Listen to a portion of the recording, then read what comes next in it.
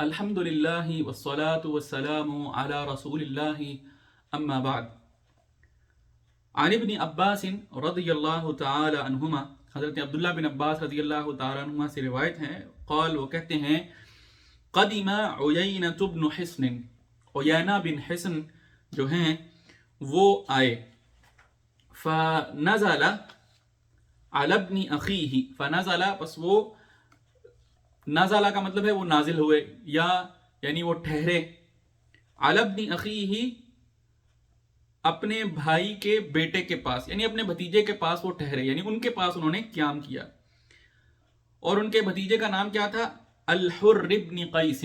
حر بن قیس جو ہیں یہ ان کے بھتیجے تھے، ان کے ہاں انہوں نے قیام کیا. وکان، اور حر بن قیس جو ہیں وہ تھے، من النفر، ان لوگوں میں سے، الذین، جن کو، یدنیہم، قریب کیا ہوا تھا ان کو، کس نے؟ عمر رضی اللہ تعالی عنہ، عمر رضی اللہ تعالی عنہ نے ان کو اپنے قریبی لوگوں میں رکھا ہوا تھا، یعنی یہ ان لوگوں میں سے تھے جن کو عمر رضی اللہ تعالی عنہ نے اپنے پاس رکھا ہوا تھا، یعنی امور حکومت چلانے کے لیے. وکان القراء، اور جو قرآن کے قاری ہوتے تھے، قرآن کے عالم ہوتے تھے، جو اہل علم لوگ تھے، اصحاب مجلس عمر، یہی عمر رضی اللہ تعالی عنہ کے ہم نشین ہوتے تھے، یہی ان کے امور سلطنت میں ان کے ہم نشین ہوتے تھے. ومشاورتہ، اور ان کے مشیر ہوتے تھے. سبحان اللہ، یعنی یہ ہے ایک اسلامی حکومت کا ایک منظر،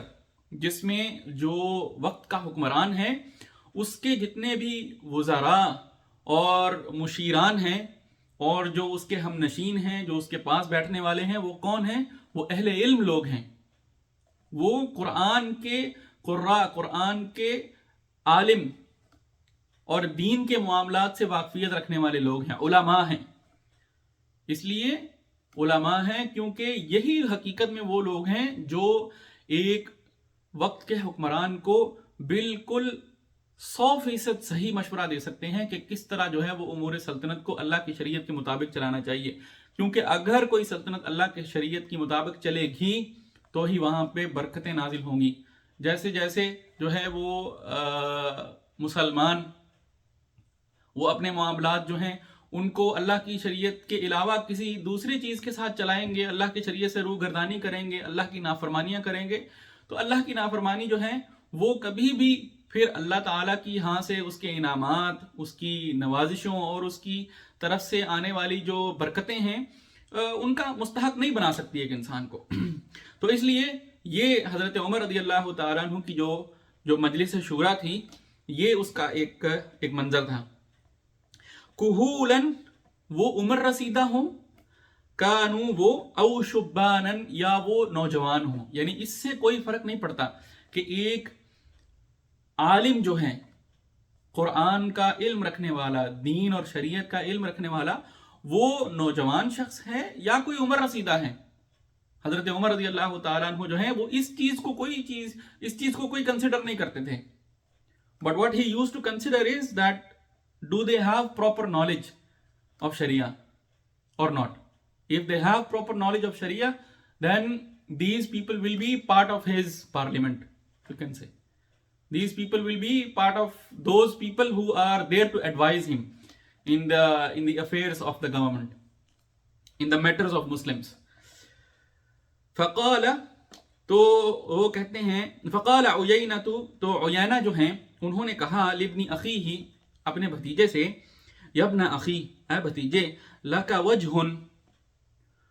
تمہارے لیے چہرہ ہے. ٹھیک ہے، لفظی مطلب تو یہ ہے.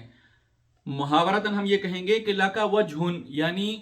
تمہاری ایک عزت ہے، تمہارا ایک مقام ہے، یعنی تمہارے چہرے کی ایک ویلیو ہے.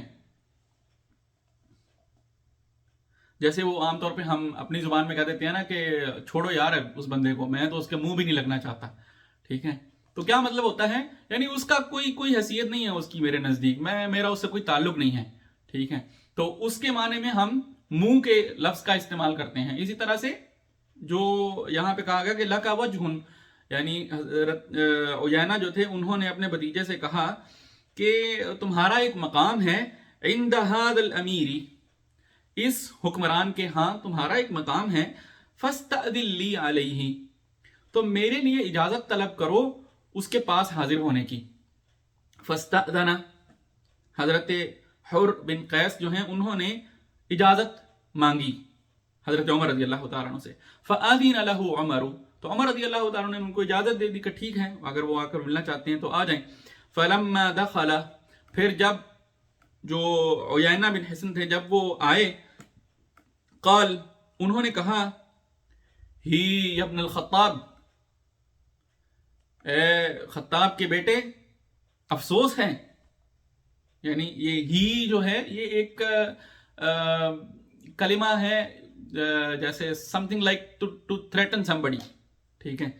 تو اس انداز میں انہوں نے کہا کہ ہی ابن الخطاب، افسوس ہے ابن خطاب، یعنی یہاں پہ یہ دیکھیں کہ انہوں نے حضرت عمر رضی اللہ تعالیٰ عنہ کو جو ان کا ٹائٹل تھا امیر المؤمنین کا، اس ٹائٹل کے ساتھ بھی اس نے مخاطب نہیں کیا، اور یہ چیز ظاہر کرتی ہے کہ وہ عزت جس کے وہ جو دینی چاہیے تھی حضرت عمر رضی اللہ تعالیٰ عنہ کو، وہ عزت نہیں کی انہوں نے، لیکن حضرت عمر رضی اللہ تعالیٰ عنہ نے یہ اس طرح سے مخاطب کیے جانے کے بعد بھی جو ہے وہ صبر کیا، اور جو ہے وہ اس چیز پر جو ہے وہ رد عمل ظاہر نہیں کیا۔ پھر آگے مزید وہ شخص جو ہے وہ کہنے لگا کہ فواللہ،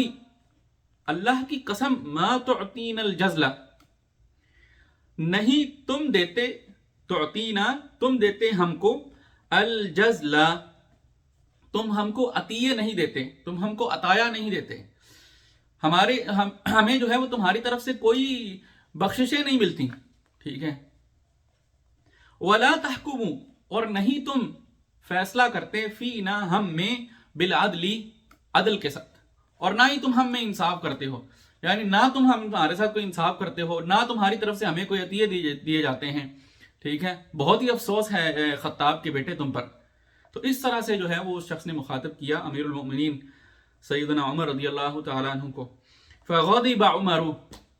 کیونکہ حضرت عمر رضی اللہ تعالیٰ عنہ جو ہیں وہ تو وہ حکمران تھے کہ کوئی ایک لمحہ بھی ایسا نہیں گزرتا تھا ان پر کہ جس میں وہ یہ اس سوچ میں اور اس فکر میں وہ نہ اپنی جو ہے وہ اپنے وقت کو گزاریں کہ کیا وہ اپنی رعایا کے ساتھ عدل کر رہے ہیں یا نہیں کر رہے، کیا وہ اپنی رعایا کے ساتھ بہترین سلوک کر رہے ہیں کہ نہیں کر رہے، یعنی ہر وقت جس حکمران کو یہ خیال ہو، پھر اس کے بعد جو ہے وہ ایک شخص آ کے اس طرح کی بات جو ہے وہ کہے۔